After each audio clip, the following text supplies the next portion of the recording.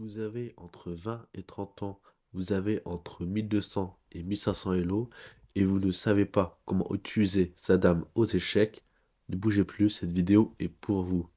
Je vois beaucoup de débutants qui n'arrivent pas à jouer leur dame efficacement dans l'ouverture, le milieu de jeu, ainsi qu'en finale, et se demandent comment pourrait jouer tel ou tel grand maître ou telle personne au-dessus de son niveau. Pour cela, il suffit d'avoir mon accompagnement Mate-moi ça. L'accompagnement Mate-moi ça, c'est quoi? Ça permet de vous faire des cours particuliers d'échecs en visio ou en réel, avec des cours notamment sur la stratégie de la dame, mais aussi sur pas mal de principaux échecs. Et donc, voici comment on peut faire pour améliorer sa prise en main de la dame. Ici, on va déjà commencer par le plus important. On va monter graduellement dans la difficulté. Donc là, on est à niveau 400 Elo et on va monter petit à petit pour trouver exactement comment jouer sa dame le mieux possible aux échecs. Ici, on voit que la dame est totalement centralisée. À son maximum, la dame contrôle 28 cases sur échiquier, 144% d'échiquier. C'est la pièce la plus forte du jeu. Donc elle peut se déplacer de manière horizontale ou verticale ou même en diagonale. Elle contrôle beaucoup de cases. Ici, nous voyons comme quoi que la dame peut manger tout ce qu'il y a dans sa vision. Donc là, elle pourrait manger le fou en F3. Elle pourrait aussi manger la tour en B6. Mais si elle mange la tour en B6, le pion reprend. Et donc, on a gagné 5 points. Mais en contrepartie, on en a perdu 9. Ce qu'il ne faut pas faire. Et oui, la dame ne fait pas 10 points, mais bien 9 points. Et donc, avec ceci, on peut vous dire comme quoi que la dame, c'est égal à un fou ou un cavalier, plus un pion, plus une tour.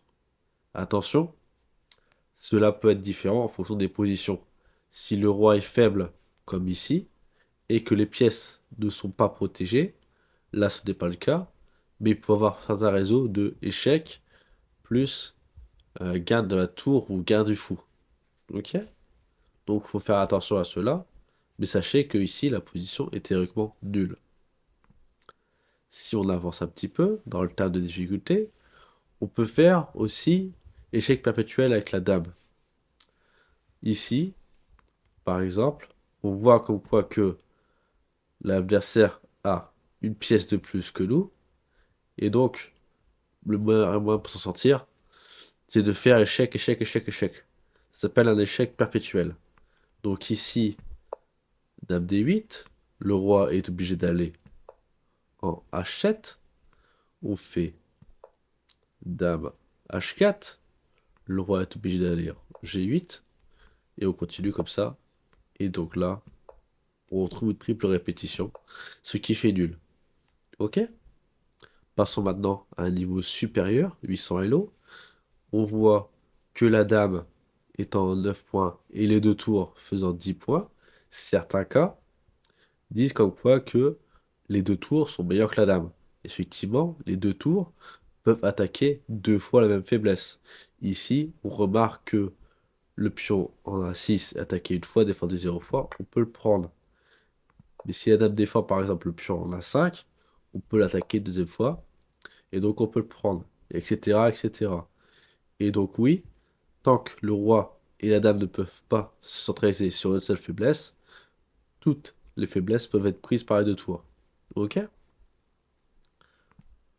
Dans un autre cas, ici, on voit que la dame peut faire nul contre les deux tours. Pourquoi? Parce que les deux tours ne sont pas liés et le roi est faible ici. Donc par exemple, tour D7 ne peut pas être possible parce qu'il peut prendre la dame. Tour C2 ne peut pas être possible, on peut prendre la tour. Tour B7, pas possible à cause de dame E4. Et donc là, on voit bien que à chaque fois que la tour veut attaquer le pion en A2, cela n'est pas possible. Et donc, même si elle y arriverait, la dame pourrait aussi défendre et attaquer la tour en A1. Et donc, il faut que les deux tours soient liées. et qu'en même temps, ils attaquent le pion en A2, ce qui est pas possible. Voilà, dans ce certain type de cas, la dame est aussi forte que les deux tours.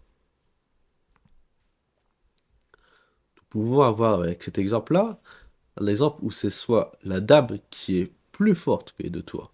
Pourquoi? Parce que les faiblesses sont dispersées. Ici, ici, plein de pions isolés, plein de pions doublés. Au lieu que le pion soit par exemple en B6 et en G6, ce qui ferait que la position serait égale. Là, toutes les faiblesses sont isolées. Et donc, par exemple, si je peux attaquer avec ma dame, par exemple, en H5, j'attaque deux faiblesses à la fois non défendues. Les noirs ont un coup pour défendre les deux en même temps. La dame peut attaquer jusqu'à 8 pièces différentes, et les deux tours peuvent en défendre jusque 4 chacune.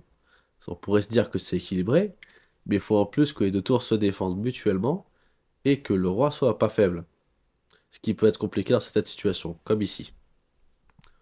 On va avancer encore un peu le niveau. Ici, on va commencer la partie. Voilà, qu'est-ce qui se passe avec Dame D5. On voit comme quoi qu'on peut attaquer directement la dame sur tempo. Donc là, la dame est attaquée, elle doit bouger. Ok, je bouge, m'en fous. Donc là, qu'est-ce qui se passe? J'ai déjà deux pièces développées alors que lui, il en a qu'une. Qu'est-ce qu'il fait? Il attaque le pion en G2. Je le défends pas. S'il prenait, il y aurait tour G1 et donc on aurait encore une fois développé une pièce high tempo. Mais là, qu'est-ce qui se passe si par exemple je vais ici, rock. Et donc, qu'est-ce qui se passe? On a déjà développé une, deux, trois pièces et roquet. Et lui, il n'a bougé que sa dame. Les blancs sont vachement gagnants ici. Ok? Dernier petit conseil. Ici, si par exemple, on veut mater roi-dame contre roi-pion, ici, il faut faire tout le temps échec et faire en sorte que le roi, il aille en E1 pour ensuite ramener le roi à nous pour pouvoir prendre le pion. Donc, par exemple, ici, ça pourrait se faire par dame D4, roi C1, ok. On essaie de prendre le pion, il nous en empêche. On fait dame D3 pour faire en sorte que le roi aille en E1, ok. Donc là, on peut ramener le roi. Le roi part, qu'est-ce qui se passe? On fait encore un échec.